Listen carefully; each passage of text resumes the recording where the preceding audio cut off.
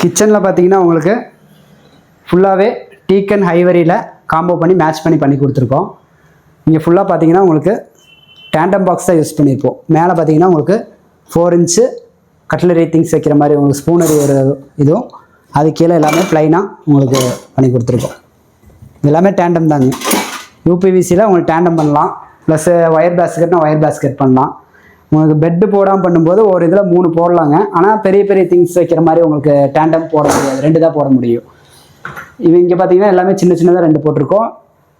Plus பார்த்தீங்கன்னா இந்த பக்கம் எல்லாமே 4மே உங்களுக்கு பெருசு போட்டு கொடுத்துருக்கோம். கார்னர் எல்லாம் பார்த்தீங்கன்னா உங்களுக்கு ஃபோல்டபுள் எல்லாம் பண்ணி கொடுத்துருக்கோம்.